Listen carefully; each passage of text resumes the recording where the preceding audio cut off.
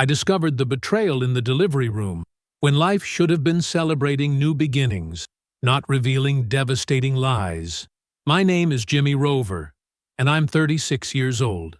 Every morning I wake before dawn to open my father's auto shop, now mine since he passed. Celine, my wife of 5 years, always said my hands smelled like motor oil no matter how much I scrubbed. The birth certificate lies waiting on the kitchen table, unmarked. I recognize calculated deception now. The late-night texts, the unexplained absences, the convenient excuses. My jaw clenched as I set down my coffee mug. I won't scream or threaten. I won't become the villain in her story. Truth deserves better defenders than rage. No one steals your life unless you let them. Before I go any further, let me know in the comments where in the world you are watching from, and make sure to subscribe, because tomorrow I will share a story you don't want to miss. But let me start from the beginning. The delivery room smelled like antiseptic and sweat. I'd been pacing for hours, wearing a path in the hospital floor, while Celine's screams tore through the air. Outside, dawn was breaking over the parking lot, painting everything in soft gold light. I hadn't slept in 24 hours, surviving on vending machine coffee and adrenaline. "Almost there, Mrs. Rover. One more big push." The doctor's voice was steady, professional. I moved to Celine's side, letting her crush my fingers as another contraction hit. Her face was flushed, hair plastered to her forehead. Even in pain, she was beautiful. The woman I'd fallen for 5 years ago at a friend's barbecue. The woman who'd laughed at my terrible jokes and said she loved the smell of motor oil on my clothes. "Here comes the first one," the doctor announced. First one? We knew Celine was carrying twins, but hearing it made everything real. I was going to be a father. Twice over. The room filled with a thin, angry cry. Relief washed over me as the doctor held up our child, our son. "Congratulations! A healthy baby boy." 15 minutes later, after more pushing and coaching, our second child arrived. Another boy. The doctor beamed at us both. "Congratulations, Mom and Dad. Fraternal twins, both perfectly healthy." I couldn't stop smiling, even through the exhaustion. Fathers. I was a father now. The nurse wheeled in 2 small bassinets, and I stepped forward, eager to meet my sons. That's when I noticed it. The first baby had fair skin, much like Celine's. The second one's skin was noticeably darker. Not dramatically so, but enough that I paused. Something cold settled in my stomach. "Beautiful boys," I said, my voice surprisingly steady. The doctor was checking their charts, a slight furrow between his brows. Interesting. Different blood types, and neither quite matches the parents, exactly." He said it casually, like he was commenting on the weather. I felt my smile freeze. "Honey, aren't they perfect?" Celine's voice had an edge to it, something I'd never heard before. "They're beautiful," I said again. Because what else could I say with the nurse and doctor present? "You look confused, Mr. Rover. First time with twins?" The nurse smiled kindly. "Just tired," I managed. When the medical staff stepped away to give us a moment, Celine's eyes locked onto mine. "What's wrong with you?" she hissed. "Nothing. Just noticed something unusual." "What are you talking about?" Her voice rose slightly. "The babies. They don't look alike." "They're fraternal twins, Jimmy. Of course they don't look alike." She rolled her eyes, but something about the gesture felt rehearsed. "That's not what I mean." "Then what do you mean?" Her tone was sharp now, defensive. I was suddenly aware of every late night over the past year. The texts she'd hide when I walked into the room. The girls' nights that left her coming home at 3 in the morning. The way she'd started picking fights whenever I asked simple questions. Remember when we went to her office party last summer, and she introduced me to everyone except that one guy from accounting? He'd stared at me like I was a ghost. "I think we should talk about this later," I said quietly. "There's nothing to talk about. You're being ridiculous." She shifted in the bed, wincing. I just gave birth to your children? And this is how you act? The nurse stepped back in, and Celine's face transformed instantly into exhausted joy. Nurse, when can I hold them again? When the nurse stepped out to get paperwork, Celine turned to me, her voice low and venomous. If you walk out of here acting paranoid, everyone will think you abandoned your newborns. Is that what you want? I'm not abandoning anyone, I said evenly. I'm just noticing something that doesn't add up. Grow up, she hissed. They're your kids, Jimmy. I looked at the two tiny humans in their bassinets. Innocent. Blameless. Then you won't mind a paternity test, I said quietly. Her eyes widened for a fraction of a second before hardening. You're disgusting. After everything we've been through, you'd question this? The nurse returned with birth certificates. I took a deep breath. I'm sorry, but I won't be signing anything today, I told the nurse, and I'd like it noted in the record that paternity is contested. Jimmy! Celine's voice cracked with fury and panic. I turned and walked out under the harsh fluorescent lights, my footsteps echoing on the linoleum floor. Each step felt like moving through concrete, but I kept going. I had no idea that decision had just saved my future. I drove home through empty streets, my headlights carving yellow tunnels through darkness. Every stoplight glowed red like a warning I'd missed for years. The radio stayed off. I couldn't handle cheerful DJs or love songs. Not now. My knuckles were white on the steering wheel. Her words played on loop in my head. They're your kids, Jimmy. You're being ridiculous. Everyone will think you abandoned your newborns. Each phrase carried a different tone now. Not concern, but manipulation. Not love, but control. How had I missed it for so long? All those late nights. All those unexplained absences, the way she'd grown more secretive with her phone over the past year. The subdivision was asleep when I pulled into our driveway. 2-story houses with perfect lawns stood like sentinels, watching me come home alone. The porch light we always left on cast long shadows across the walkway. I killed the engine but didn't get out, just sat there, listening to the tick of the cooling engine. The dashboard clock read 3:17 a.m. My phone vibrated in my pocket. Again. It had been buzzing non-stop since we'd announced Celine was in labor. I finally pulled it out. 43 unread messages. 6 missed calls. Congrats, Dad. Can't wait to meet the little guys. Sending love to you and Celine. Heart emojis. Baby emojis. Champagne bottles. Each message like a knife twist. These people thought they were celebrating my happiness. Instead, they were applauding my humiliation. Would they still send those hearts if they knew? Would they still call me Dad? I dropped the phone onto the passenger seat and finally dragged myself inside. The house felt hollow, like it knew something was wrong. Half-packed hospital bags sat by the door where we'd rushed out this morning. Yesterday morning, a lifetime ago. Celine's perfume lingered in the air. The scent that used to welcome me home now turned my stomach.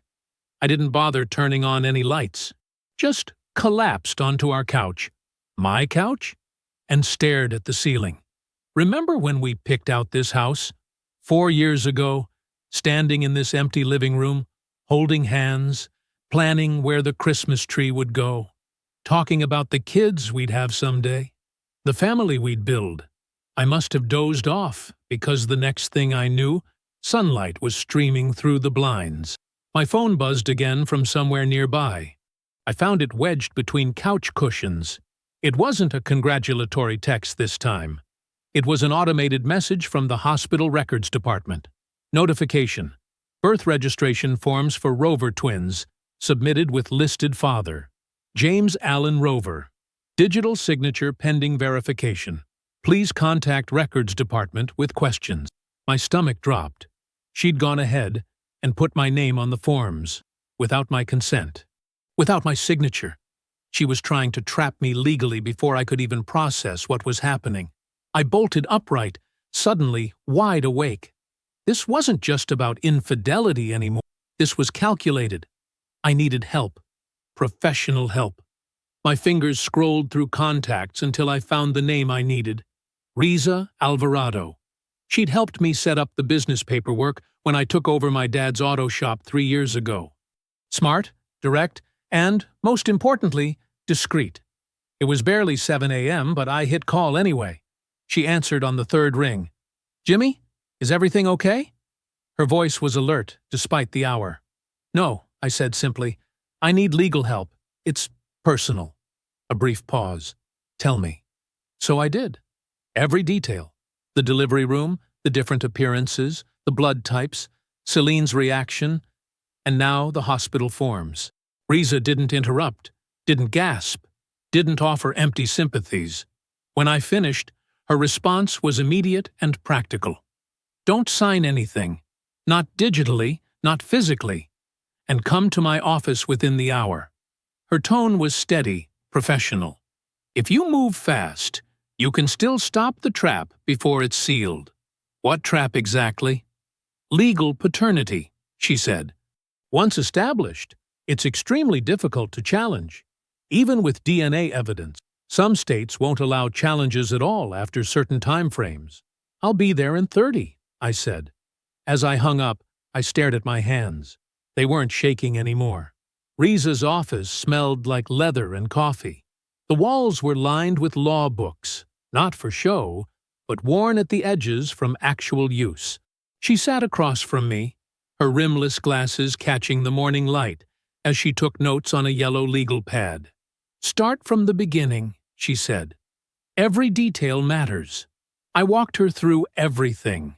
The delivery room, the doctor's confusion about blood types, the way Celine's face had changed when I mentioned testing. She threatened that everyone would think I abandoned my newborns if I walked out acting paranoid, I said, making air quotes. Like I was the crazy one for noticing something obvious. Riza nodded, her pen never stopping. Manipulation through social pressure. Classic. I told the nurse to note contested paternity in the record. Was that right? Perfect, Riza said, looking up from her notes.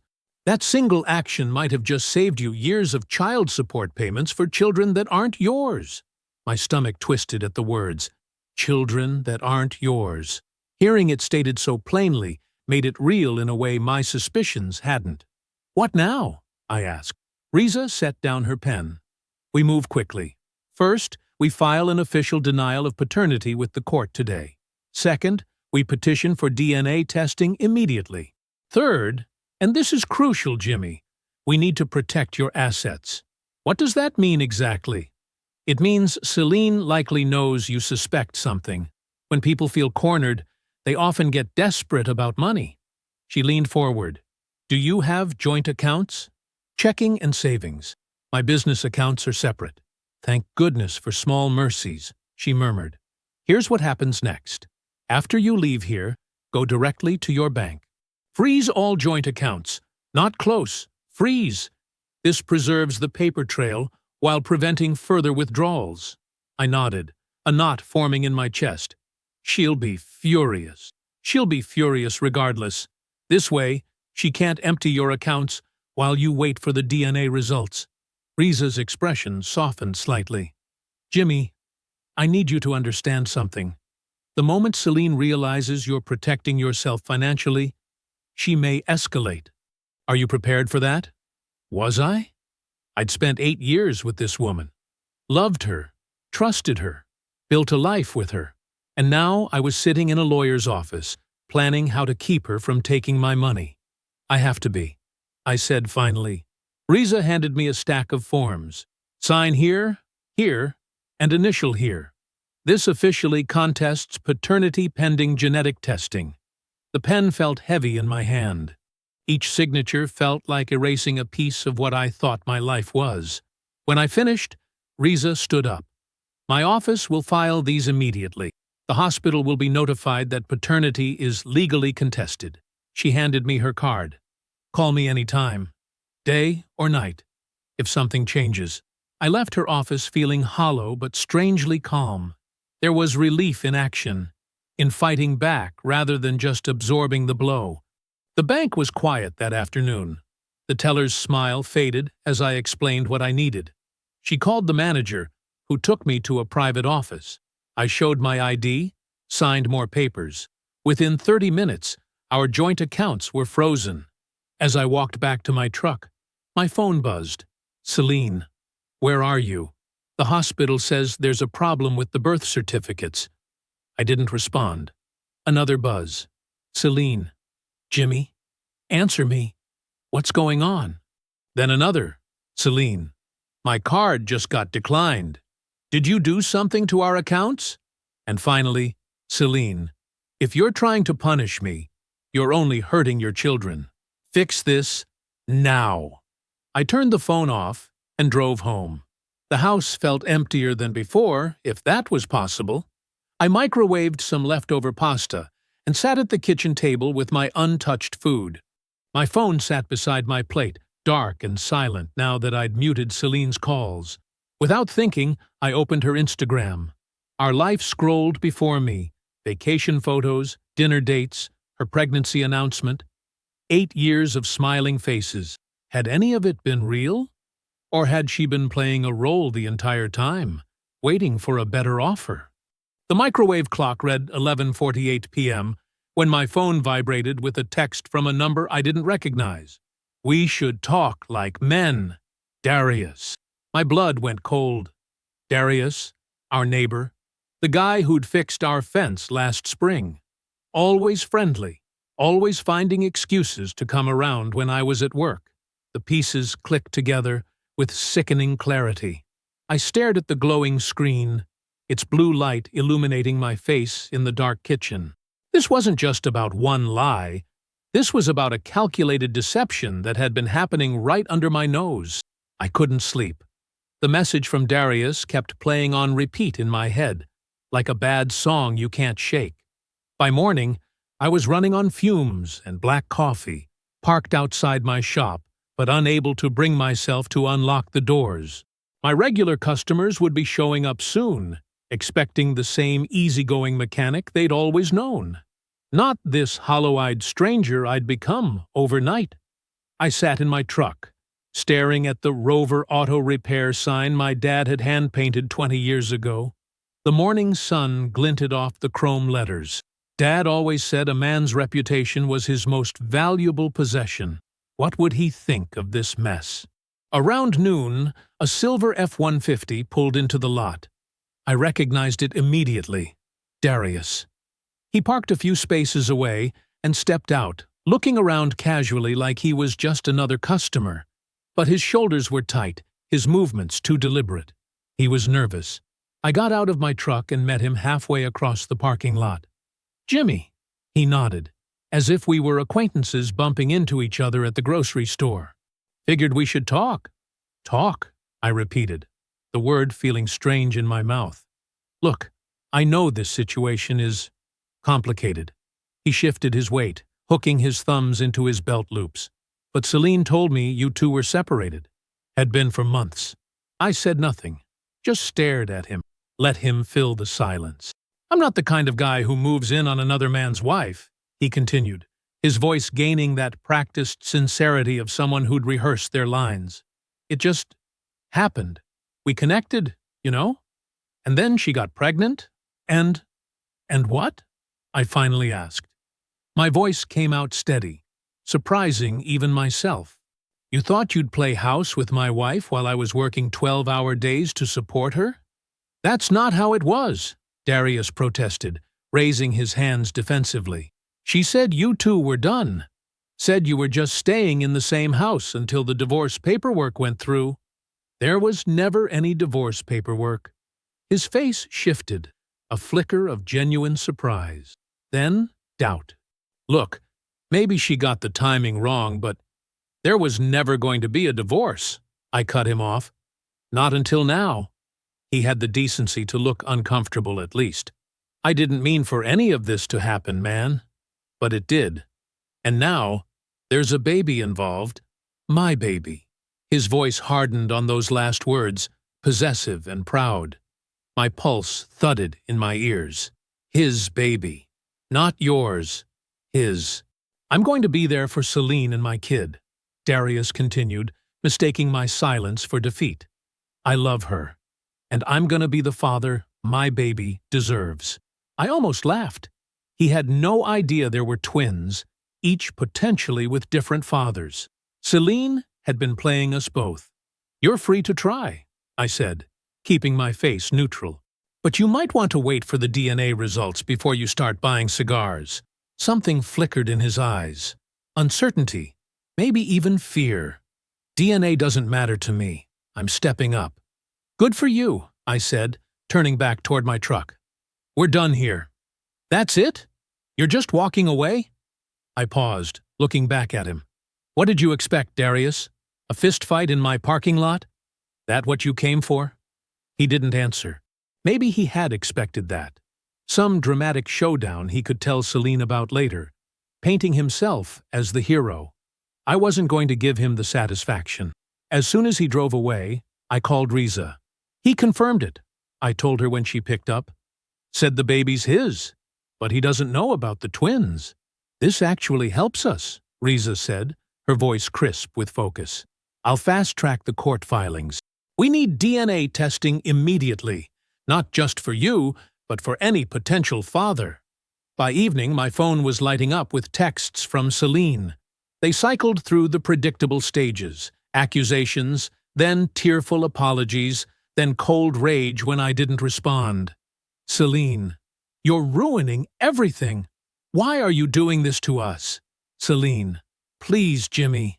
I made a mistake. We can work through this. Celine, fine.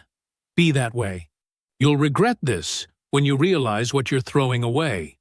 I put the phone down without answering. There was nothing left to say that the courts wouldn't say for me. Just after 7, an email notification appeared. Formal notice of a hearing scheduled for 2 weeks from today. DNA results would be presented and temporary custody arrangements discussed.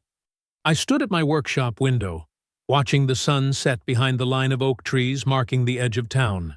2 weeks until the truth came out. 2 weeks until I'd know for certain whether either of those babies were mine.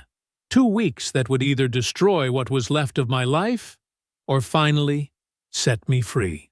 2 days before the hearing, I sat at my kitchen table surrounded by papers, following Riza's instructions to the letter. She'd been specific about what we needed. Bank statements going back 18 months, screenshots of every suspicious transaction Celine had made, and a chronological file of saved texts between us. Don't miss anything, Riza had warned during our last meeting. If Celine has even one shred of emotional leverage, she'll use it. We need to be prepared for everything. I'd spent hours organizing it all. The sudden cash withdrawals that started 9 months ago, the unexplained shopping trips, the texts that now read like obvious lies. Each piece of evidence felt like reopening a wound, but I kept at it. Methodical as I'd be rebuilding an engine. Some things you just have to do right, no matter how much they hurt. My phone buzzed with a notification. Another post from Celine had gone up on social media. A filtered photo of her holding one of the twins.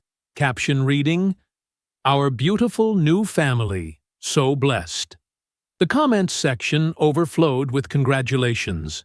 Not one mentioned the paternity question or my absence.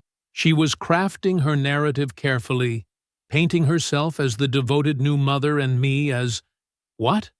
The villain who abandoned them? The fool who couldn't handle fatherhood? Back when we first married, I'd build her breakfast before dawn. Simple things, eggs and toast with that blackberry jam she loved. I'd leave it warming in the oven with a note before heading to the shop. Funny how those small kindnesses fade from memory the moment larger lies take over. I checked my watch, 5:30 p.m. I needed to clear my head.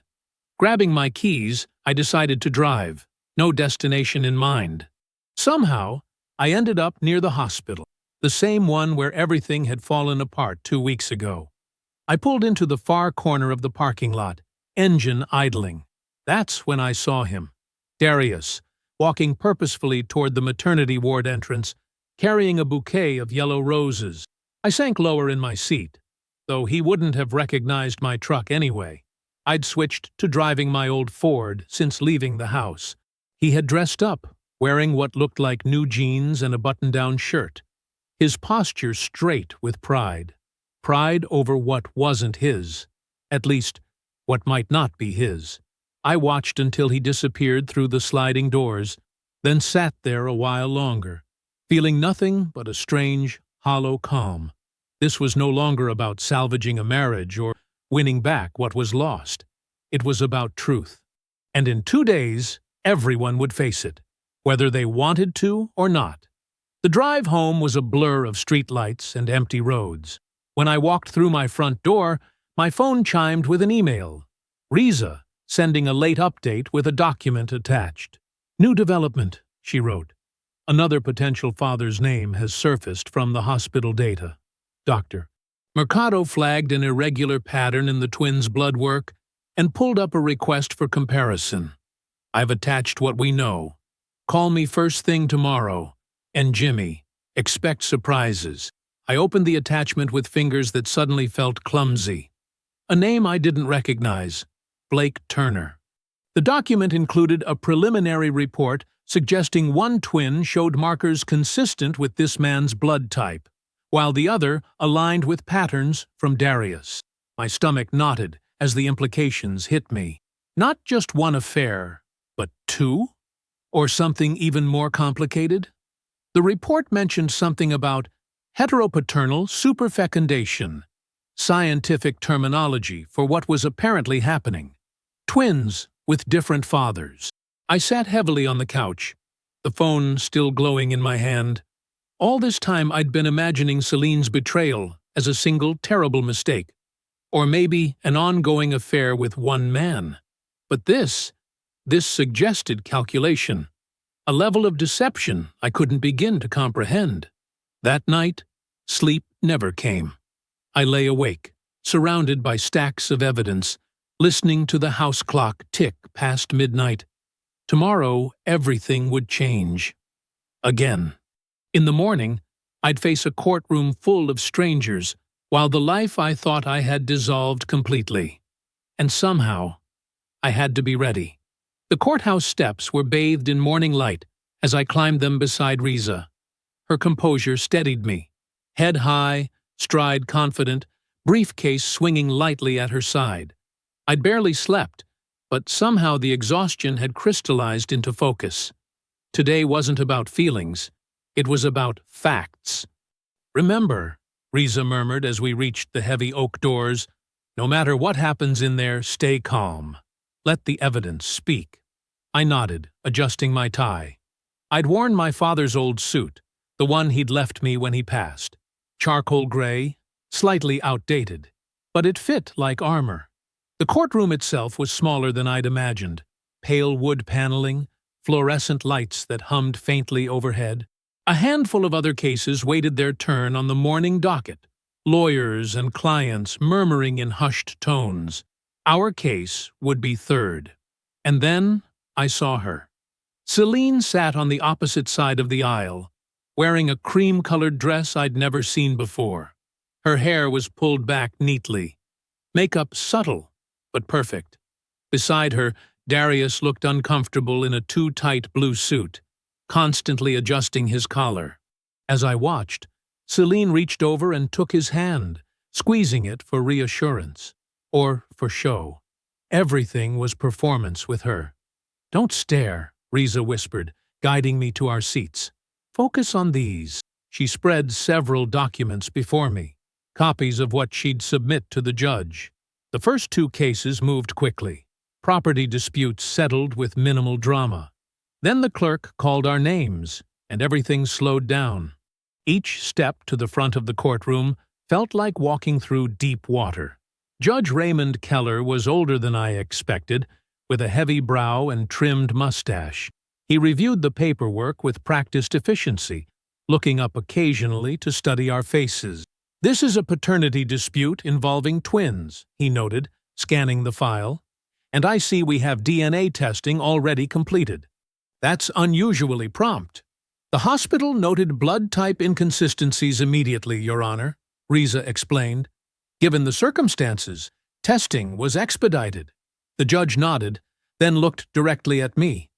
Mr. Rover, you're contesting paternity of both children? Yes, Your Honor. My voice sounded steadier than I felt. Celine's lawyer, a thin man with wire-rimmed glasses, stood up. Your Honor, my client acknowledges there were indiscretions, but maintains that her husband should uphold his marital obligations regardless of biology. I felt Riza tense beside me, but before she could respond, the courtroom door opened. Every head turned as a young man stepped hesitantly inside. Average build, light brown hair, looking completely out of place in khakis and a wrinkled button-down. In his hand was a subpoena. Blake Turner? The clerk asked. He nodded, his eyes darting around the room until they landed on Celine. Recognition, then confusion, crossed his face. Approach, Mr. Turner, Judge Keller directed. As Blake made his way forward, I watched Celine's expression transform. Shock, then panic, then a desperate attempt to appear composed. Beside her, Darius straightened, frowning. Your Honor, Riza said smoothly, Mr. Turner was identified through hospital records as potentially relevant to this case. The judge shuffled through papers, then removed his glasses, rubbing the bridge of his nose. I have the DNA results here. His tone was measured, but held an edge of disbelief. According to these findings, the twins born to Mrs. Rover share her as their biological mother, but have different biological fathers.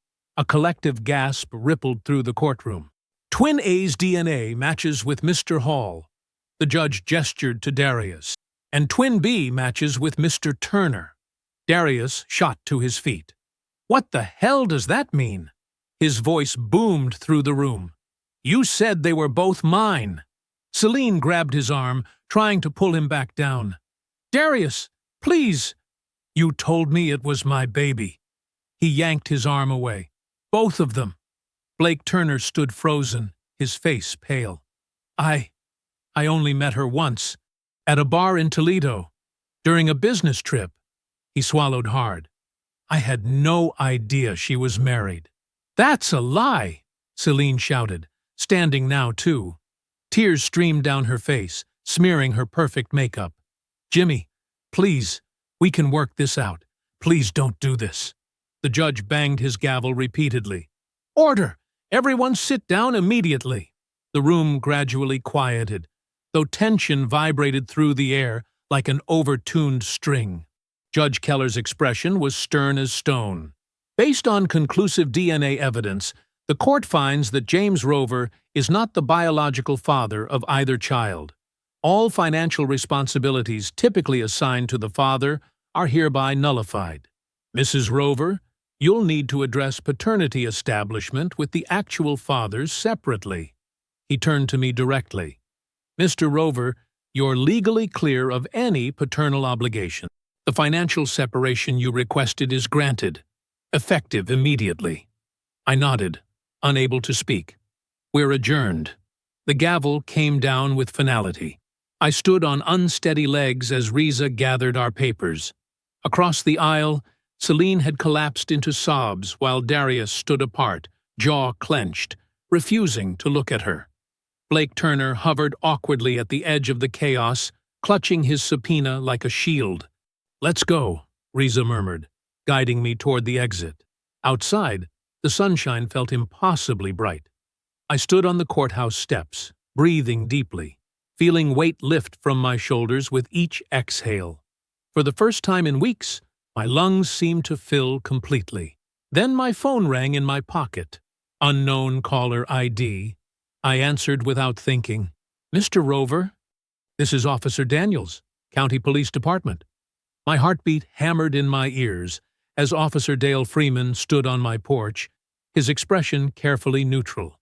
The patrol car's lights weren't flashing, but its mere presence in my driveway felt like a spotlight. Mr. Rover, I need to discuss a complaint filed against you earlier today, he said, notebook in hand. Mind if I come in? I stepped aside, mind racing. "What's this about?" Officer Freeman settled onto my couch, the same one I'd collapsed on that first night after the hospital. "Your wife, Celine Rover, has filed a report claiming you made threats against her and two men." He checked his notes.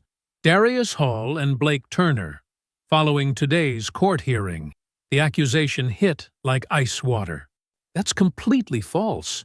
She states you approached her outside the courtroom, grabbed her arm, and said there would be consequence for all three of them. His eyes studied my face. "She claims you followed that with specific threats." I remembered walking straight out with Riza, not even looking back. "Officer, I never even spoke to my wife after the hearing." I left immediately with my attorney. The memory of Riza's office from weeks ago flashed through my mind. The smell of coffee, the leather chairs worn smooth at the armrests. She'd warned me this might happen.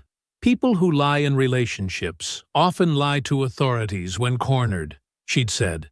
"Document everything." I reached for my phone. "I need to call my attorney." He nodded. "That's your right." Riza answered on the second ring. After explaining the situation, she said, "Put me on speaker." "Officer Freeman," her voice was clear and commanding through the phone, "I can confirm Mr. Rover left the courtroom with me immediately following the judge's ruling. We proceeded directly to the parking garage, where we spoke for approximately 15 minutes before departing separately. At no point did he approach, speak to, or threaten Mrs. Rover or either of the other parties. Ma'am, I appreciate that, but furthermore," she continued, "hospital security footage from the maternity ward will show similar composure during the initial confrontation. The nurse on duty, Leah Benton, has already provided a statement confirming Mr. Rover remained calm throughout, even when provoked. I'll have those materials at the precinct first thing tomorrow." Officer Freeman wrote something in his notebook. "I'll need to see that evidence." 8:30 a.m., Riza confirmed. "Now, will you be detaining my client tonight?" He looked at me, then back at the phone. "No, this is preliminary." After Officer Freeman left, I sat alone in the darkened living room. The ticking of the wall clock seemed to mock me. For years, I'd fixed other people's problems, engines, transmissions, broken starters, but I couldn't fix this. I remember how my dad used to say, "Trust was like motor oil. Once contaminated, you had to drain it completely. There was no filtering out the bad parts." The next morning, I stayed away from the precinct as Riza had instructed. Instead, I waited by my phone, jumping every time it buzzed. Around noon, she called. "It's handled," she said.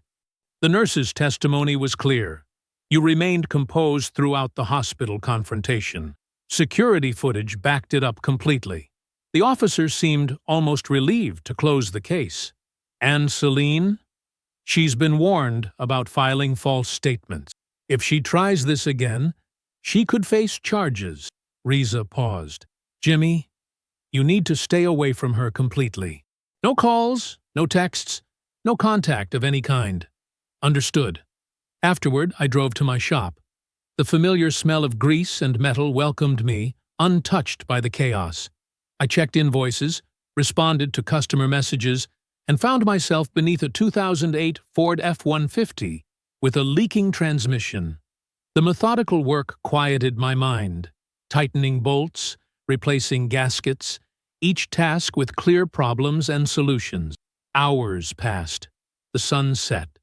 I locked up and drove home under a sky speckled with stars. The house was silent when I entered. I checked the locks twice, showered, and collapsed into bed. Just as my eyes grew heavy, my phone lit up. Voicemail from Celine. I almost deleted it without listening, but something made me press play. "Jimmy." Her voice trembled. "I know you probably hate me right now. I messed up with the police report." I was desperate. A pause, filled with what sounded like a sob. "Everything's falling apart. Darius won't answer my calls. Blake is talking about rights to his son. I can't do this alone." Her tone hardened slightly. You always said marriage was about sticking together through anything. I know I made mistakes, but these are still our family. Please call me back. Our family. As if biology meant nothing. As if lies meant nothing. I deleted the message, set my phone on the nightstand, and closed my eyes. For the first time in days, sleep came quickly and deeply. 2 weeks felt like 2 years. Each morning, I'd wake up wondering if this would be the day everything finally ended. The waiting was almost worse than the betrayal itself. I pulled my truck into the courthouse parking lot 30 minutes early. The sky threatened rain, dark clouds gathering above the granite building like spectators to my private war. I sat there, engine off, watching droplets form on the windshield. "Ready?" Riza asked, tapping on my window. She stood there in a charcoal suit, briefcase in hand, looking like she'd been fighting these battles her whole life. "As I'll ever be," I said, stepping out. Inside, the courtroom smelled like lemon polish and stale coffee. I took my place beside Riza at the plaintiff's table, our evidence stacked neatly in labeled folders. Across the aisle, Celine's attorney shuffled papers nervously. When Celine finally walked in, I barely recognized her. Gone was the confident woman who'd spun lies like spider silk. This Celine moved slowly, her face drawn, her designer clothes replaced by a simple gray dress that hung loose on her frame. Our eyes met for half a second before she looked away. Judge Keller entered, and we all rose. He wasted no time getting started. "This court will now hear evidence in the divorce proceedings of Rover versus Rover," he announced, his voice filling the room. "Ms. Alvarado, you may begin." Riza stood, her posture perfect. "Your Honor, we're presenting evidence in 3 categories: paternity fraud, financial misappropriation, and false legal claims." She handed the clerk a thick folder. "Exhibit A contains certified DNA results confirming my client is not the biological father of either child." I watched the judge review the papers, his expression unchanging. Exhibit B documents Mrs. Rover's withdrawal of nearly $12,000 from joint accounts after being served divorce papers, funds which were not used for household necessities. Riza continued methodically, laying out bank statements, receipts, and transaction logs. Finally, Exhibit C includes police reports, security footage, and sworn affidavits disproving Mrs. Rover's claim that my client threatened her or the biological fathers. The judge nodded, then turned to Celine's side. "Your response, counselor?" Her attorney cleared his throat. "Your Honor, my client acknowledges certain lapses in judgment. However, she maintains that the marriage breakdown was mutual and requests equitable division of assets acquired during their union." Judge Keller's eyebrows rose slightly. "We'll hear from the witnesses." Darius was called first. He slouched to the stand, avoiding my gaze entirely. Under oath, he admitted to the months-long affair, then, when pressed by Riza, confessed that Celine had claimed we were separated.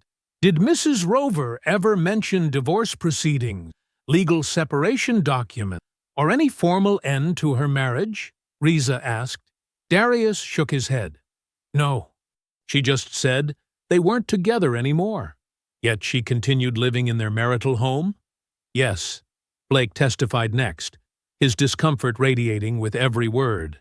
Red-faced, he explained their single encounter at a hotel bar while he was in town on business. "Mrs. Rover never mentioned being married?" Riza asked. "No, ma'am," Blake replied. "I wouldn't have—" He paused, glancing at Celine. "I never would have been with her if I'd known." When Celine took the stand, she attempted to salvage what little dignity remained.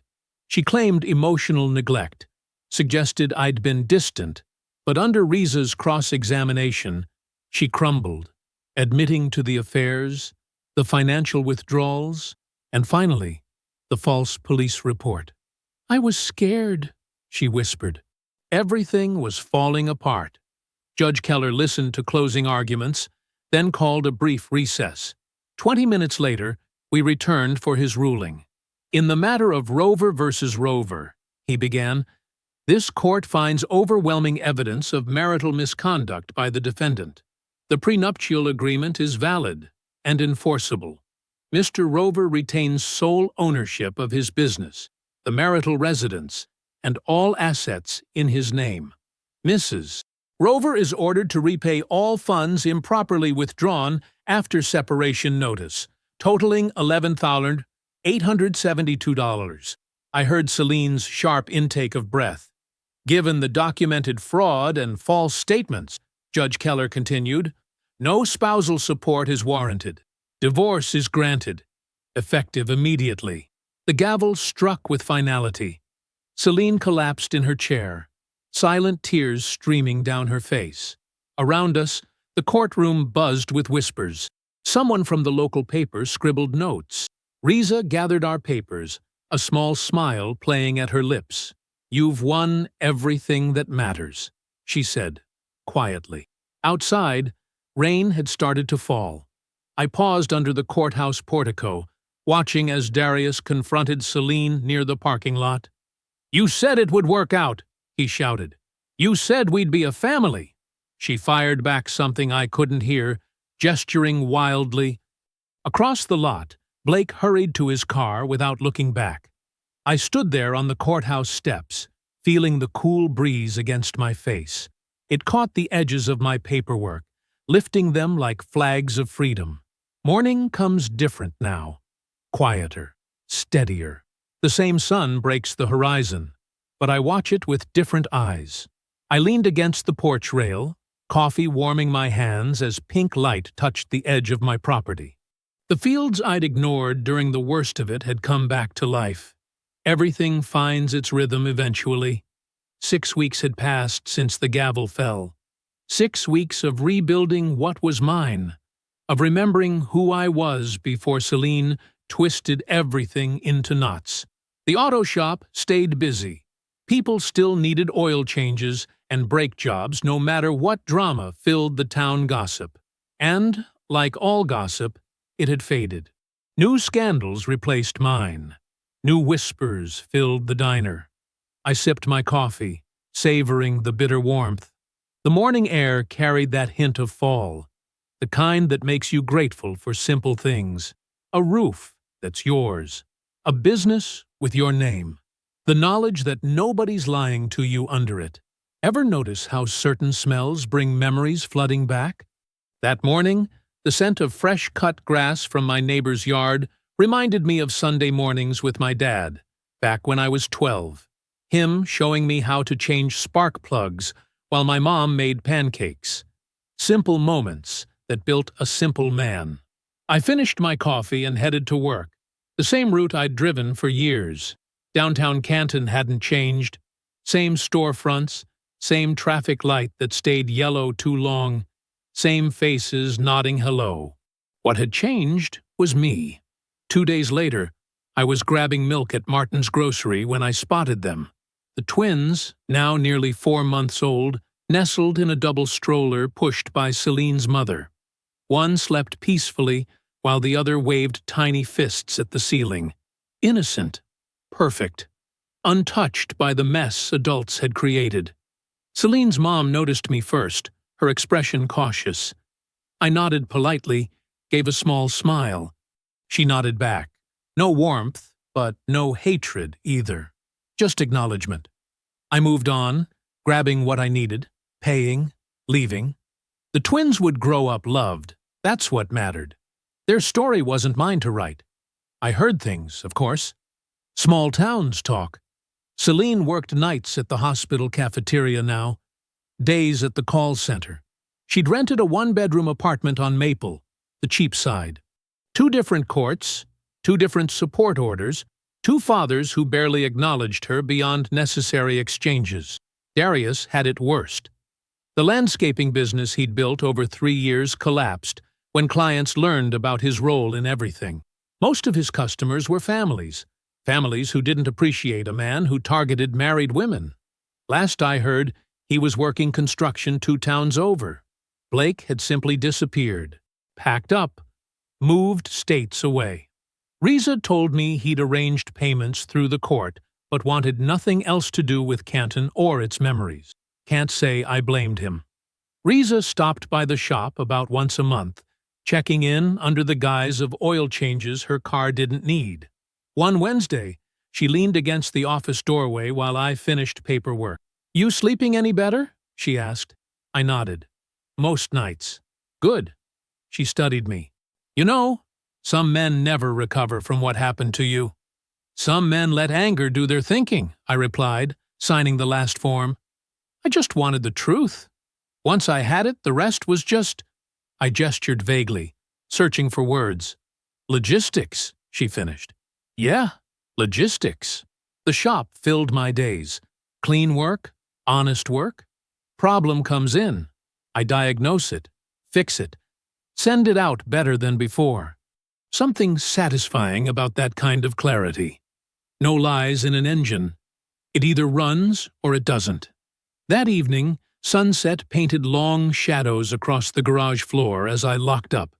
The last customer had left an hour ago, but I'd stayed to finish a stubborn transmission job. I wiped my hands on the shop rag, surveying the quiet space. Tools in their places, floor swept, order restored. Outside, crickets had started their evening song. I paused at my truck, keys in hand, watching the sky turn from orange to purple. The words came softly, just for me. Truth doesn't make a man cruel. It makes him free.